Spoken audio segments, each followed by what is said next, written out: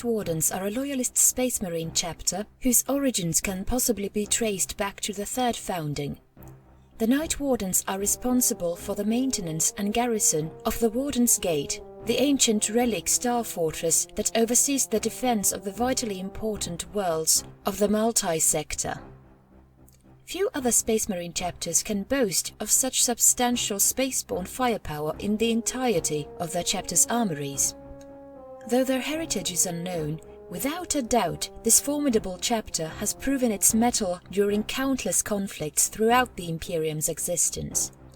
The chapter primarily specializes in aerial assault and siege warfare. The Night Wardens are an ancient and proud chapter whose possible origins can be traced back to the chaotic centuries following the dark days of the Horus Heresy. It is believed that the Night Wardens were created during the first year of the 32nd millennium during the Third Founding. Why there is a lack of information in regards to the Wardens' origins, or whether they were lost over time or deliberately obfuscated for some unknown reason, has yet to be determined. Though the progenitor chapter is unknown, the Night Wardens have forged a long and enviable record of victories against the multitudes of enemies of mankind. The chapter has chosen the sector of Maltai to be their home as well as their recruitment worlds. The worlds of Django, Laputama and Hypol are considered to be the main worlds of interest.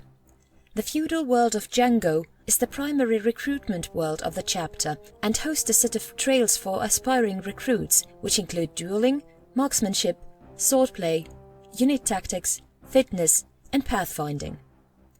Laputama is a desert world, notable for the Amazonian women who live there. The chapter uses this to their advantage, as every few years these women battle each other to see who is the strongest. Those who win get to mate with one of the opposite sex from their planet's small population of males. Those who lose do not, and are killed. While this practice is allowed by the Imperium, the Wardens dislike this kind of behavior. Because of this, the weak that are weeded out from amongst the planet's warriors are brought forth to the Warden stations to assist their Space Marine overlords with operations. As for the strongest, however, they are then taken to the feudal world of Django, and the female warriors mate with the planet's virile male stock. This allows for superior offspring. If the child is male, they are sent to the feudal world of Django, but if they are female, then they go with their mothers. Hypol, on the other hand, is Mechanicus' Forge world within the Warden sphere of influence, but the Forge world has a deal with the chapter. This deal is a degree of independence within their territory, as well as defense of their world, in return for equipment and supplies for the chapter. This has led to a long-standing friendship between the two, to the point where the Skitarii and chapter train their forces together, seeing it as beneficial to both armies. Unlike other Space Marine chapters, the Night Warden's Fortress Monastery, known as Warden's Gate, is an ancient star fortress that is much like the Imperial Fist's own mobile fortress, the Phalanx. The Warden's Gate is believed to be a relic from the Dark Age of technology and was found during the early years of the Great Crusade by an unknown Space Marine legion during early Imperial compliances carried out within the sector. Following the Horus Heresy, this star fortress was abandoned, and until around the time of the Third Founding, during the supposed inception of the Night Wardens chapter. When they were granted the multi-sector, as they demean, to rule as they saw fit, they laid claim to the ancient star fortress. With the assistance of the Adeptus Mechanicus Archmagus Masters of Hypol, they successfully refitted it to the chapter's purposes. In return, the tech priests were allowed to remove certain relic technologies from the ancient star fortress and were granted free access to the ancient and unique lore stored in its data tabernacle. Warden's Gate is a vast, mobile, warp-capable star fortress which possesses formidable firepower, capable of taking out even the largest enemy fleets.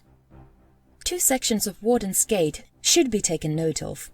The first is the Vault, an obscure section of the station very few Battle Brothers have actually seen, but are all aware of. The Vault is where all of the chapter's relics can be found, even some that they have never seen before, but have a record of. Over time, every few months or even years, a few new relics will appear, as if by magic. This is very likely due to the work of the fabled 10th Company, who have recovered yet more relic weapons during the never-ending quest to recover lost technology. The second area of note is the Chamber of Rest. This is the chamber within the Apothecarian, where those Wardens who are suffering from the Warden's curse are sent to be quarantined. Once there, these afflicted Wardens never return alive due to the fatal effects of their genetic curse. An unusual aspect of the Night Wardens is that they maintain cordial relationship with some of the 21st founding, the so-called cursed founding, chapters, such as the Black Dragons and the Sons of Antaeus.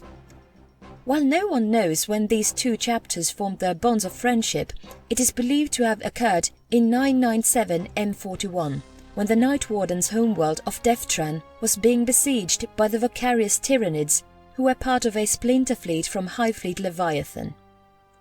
Though woefully outnumbered by the ravaging Xenos, the Night Wardens valiantly defended their chapter homeworld. Only when their fortress monastery was surrounded by a sea of chitinous claws and vicious Tyranid xenoforms that the Night Wardens sent an astropathic distress message requesting assistance. Help came in the form of two chapters with darkly famed reputations, the Black Dragons and the Sons of Antaeus. Though there were unconfirmed reports of these two cursed founding chapters were cited within the sector, the bond formed between these three chapters cannot be denied. Regardless of the dark reputations of these two chapters, these three became allies. Despite their valiant reputation, the Night Wardens have been investigated by the Inquisition numerous times over the millennia due to their questionable relationship with these two chapters. However, despite their cordial relations with some Astartes chapters, the Night Wardens have also made some enemies with the ranks of others, most notably the Minotaurs and Iron Hands chapter. While the main reason of the Wardens' hate of the Minotaurs can be attributed to the Minotaurs' actions during the Macarian heresy, their hate of the Iron Hands, however, is more noticeable. The relationship between the Iron Hands and the Night Wardens is one of mutual hate, bordering on outright war. These two chapters first met when the Iron Hands needed supplies and arrived on Laputama during the mating duels, to which the Iron Hands were impressed by the indigenous people's fighting prowess. But when it came to the fate of the weak fighters, that's when things got messy. Normally, the Night Wardens sent Scout Marines as representatives of the chapter to ensure that the rules are followed and then secure warriors who were defeated. When the first duel was over, before the Night Warden scouts could do anything, one of the Iron Hands Astartes killed the losing party without provocation. This caused a major reaction by the Wardens who were there. A tense standoff took place with the Iron Hands saying that killing the weak is a mercy, while the Wardens insisted the weak have their place as well. Before talks could break down, a representative from a visiting Ultramarines vessel came and de-escalated the situation by taking the Iron Hands away. Since then, neither chapter will work together willingly, and when they do, tensions always run high. Like some fellow Space Marine chapters, the origins of the Night Warden's gene seed is unknown. Due to this fact, it stands to reason that the Warden's gene seed is of great interest to a number of organizations, especially the Inquisition. The genetic tithes received by the Magos biologists of the Adeptus Mechanicus have discovered that the Warden's gene seed is relatively pure, possessing little genetic drift. However, there are two noticeable genetic mutations that have developed over the millennia, as the oculoid implant causes the Warden's eyes to change from their original normal color to a deep shade of blue. The chapter's Apothecarian refers to this mutation as sun eyes. Why this has occurred is unknown, but this mutation is beneficial as it apparently grants acute eyesight, far superior to most of their fellow Astartes. This allows a battle brother to acquire targets far faster than their helmet's head-up display, meaning that they have an unnatural quickness about them. However, these lightning-fast reflexes can be attributed to their lifetime of superior training as warriors and muscle memory. But this doesn't explain their seemingly possessed sixth sense, which allows them to react faster than normal, granting them the appearance of having heightened reflexes, which seems to grant them a kind of precognitive foresight of where an enemy's weapon will strike next. This ability is of great benefit in the heat of battle, especially in close combat operations.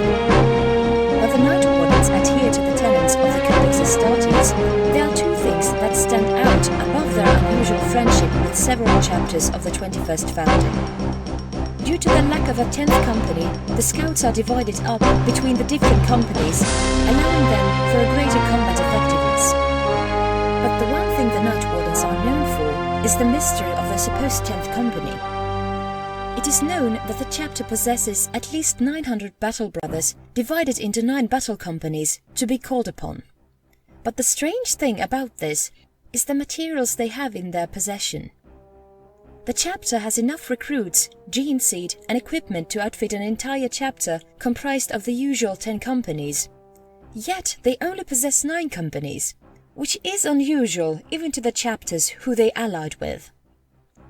The reason for the 10th company, whose existence is not well understood, is that the Night Wardens do in fact possess a possible secret 10th company.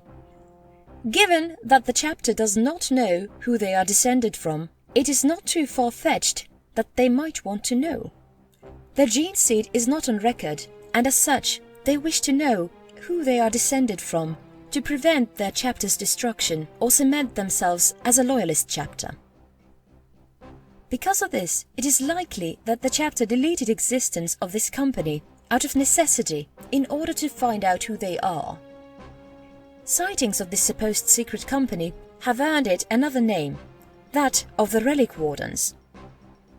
This name was given to them by the famous Commissar Yarek of Armageddon fame, when he found a space marine with Night Warden's heraldry carrying a relic weapon from the Horus Heresy era. Before the space marine could answer anything, he ran away, causing the Imperial Guard forces to fire along with the space marines, who wounded him, but not outright killing him. But before they could catch him, the space marine fired a single bolt round to his head in order to prevent them from asking him any more questions. But, due to his chapter heraldry and colours, and the fact that he bore such an ancient relic, the Commissar named him a Relic Warden. The Relic Wardens are said to comprise 100 Space Marines strong at all times, which means that promising recruits are selected from early on in their training.